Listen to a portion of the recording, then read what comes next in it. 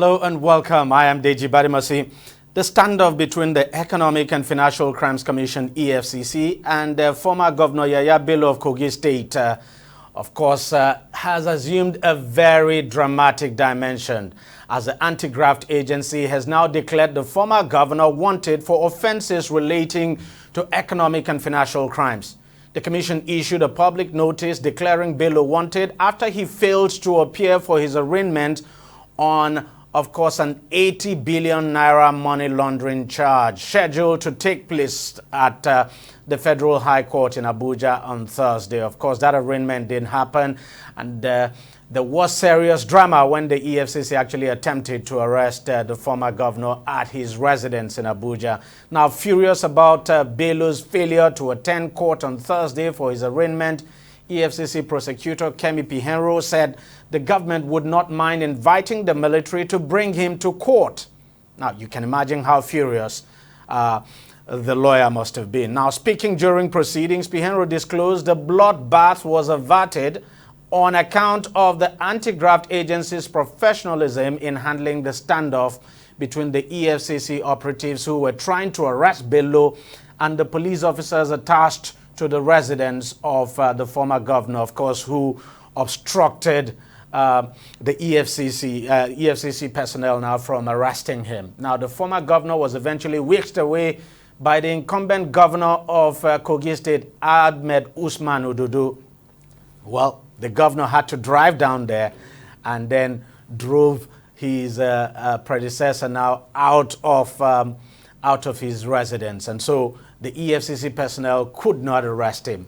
Of course, the prosecuting lawyer clarified that while Governor Ododo enjoys immunity from prosecution, his predecessor Bello has since lost his immunity and must be brought before the court. Now, former Governor Bello, as I said, is wanted by the EFCC to face trial in an alleged 80 billion naira money laundering case now, and is actually not the only one. There are actually two others involved in the case as well. This whole thing is quite dramatic, and for many it's quite a shock that the former governor could act in this way. But let me bring in Adewale Ajadi now, who is a legal practitioner and also public affairs analyst, to give us his take on this. Mr. Ajadi, thank you very much for coming on the program once again. For me, I find this very surprising that a former governor who should know the procedure of the law and who should know the law better than some of us would act in this manner. Give me your take on this whole drama.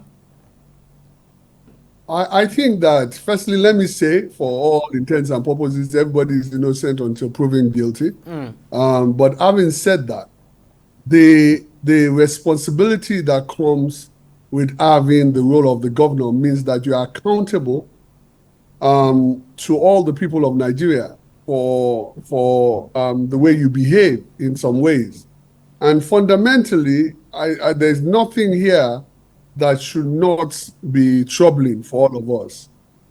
For many, many years now, governors have been impervious and imperial in their behavior, and this is the height of it. Nobody says the governor is guilty of an offense, but he has to, the ex-governor, but he has to make himself accountable to the law. If they are not accountable to the law, then what are they accountable to? I mean, state governors get the latitude of not having a press scrutiny that they should have. Their legislative arms are usually subsumed under them.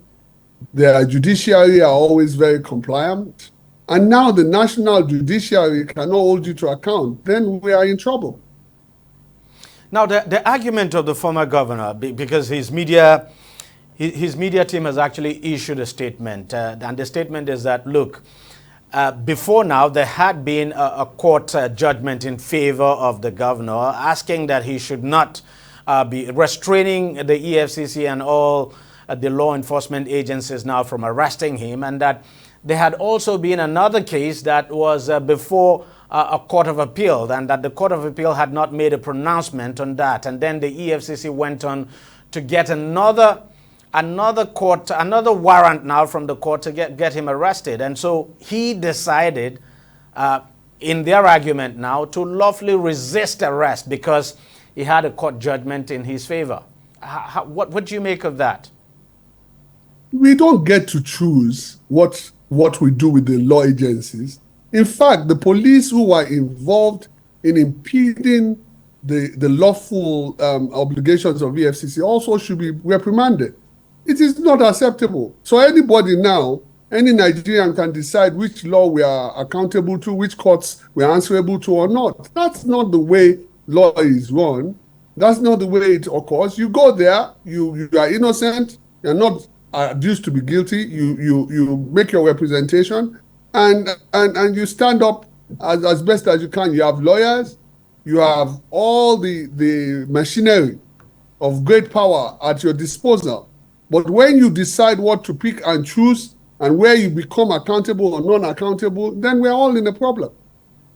Now, another question to ask is, how would you describe the attitude of the incumbent governor, who had to go to the residence of the former governor and then, basically whisked him away from that vicinity, clearly obstructing arrest, because that's what it looks like.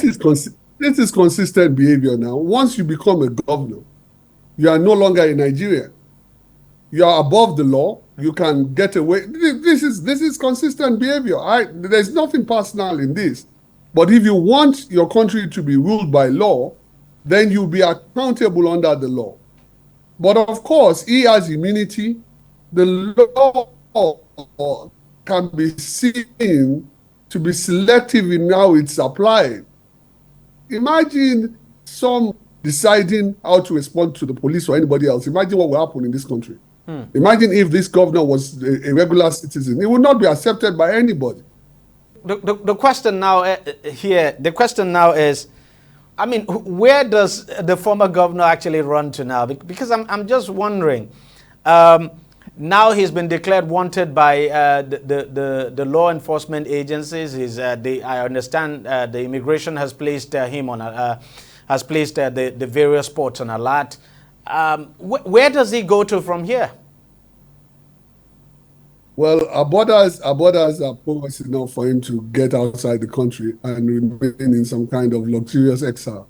What should really happen is that he should use his lawyers and enter an appearance in court, make his case through the media of why he's taking his position, and follow all the due processes that are available to him as a citizen of Nigeria to make sure that he has a robust defense. I don't think that the choice of not being answerable to law enforcement should be available to anybody, not even the president of Nigeria when he becomes an ex-president. Mr. Dewale Ajadi, thank you very much for your time and thanks for coming. Thank you very much for inviting me. Thanks a lot. We'll take a short break, but we're going to continue this conversation very shortly, so stay with us, don't go away. Opinions are free, facts are sacred, but truth is universal. How, in practical terms, can we, for instance, de-escalate the tension? President must see himself as the President of the Federal Republic. We know where the enemy is. 3 places. The Lake Chad Basin, the border area between Nigeria and Cameroon, and then the Sambisa Forest. On DEJI360, we give you a complete dose of everything. Opinion, facts, and undiluted truth. I hardly believe what politicians say in this part of the world. A new Nigeria is possible, a future is possible. We delve into the issues, dissect it so that you can understand it, use it to take action. I don't think there's any need for any governor to look for grant for ranching. DEJI360, dissecting the issues.